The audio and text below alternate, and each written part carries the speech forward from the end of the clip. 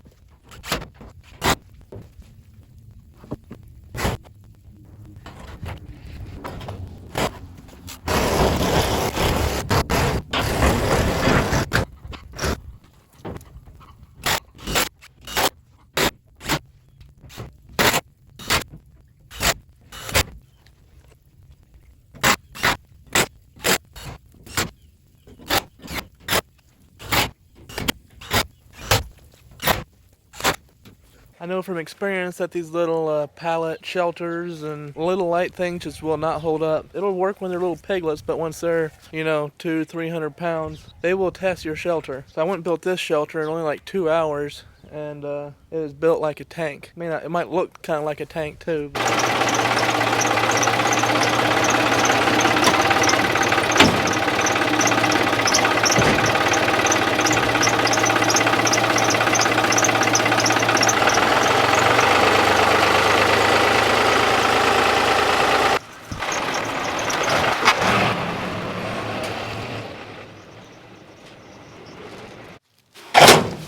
Well, we got it over here. I've actually got about 2 acres of woods here, a big old hole, and with a pond down the bottom. But I want to eventually put a 2-strand hot wire all around this 2 acres and put the pigs in the whole thing. I'll probably put a divider fence down the middle and swap them back and forth. But for now, I'm going to put up this Premier One sheep net. My brother-in-law gave this to me, and I raised pigs in sheep netting a couple of years ago, and it worked great. So yeah, that's where they're going to start off at. I say I'm getting pigs. They're bacon seeds. They're just little itty bitty pigs. So.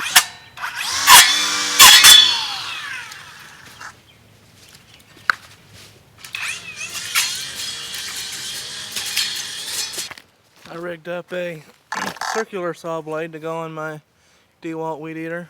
Now, of course, I'm not recommending this because I could get in trouble if you hurt yourself, I guess. But yeah, don't try this at home. But it works good for me.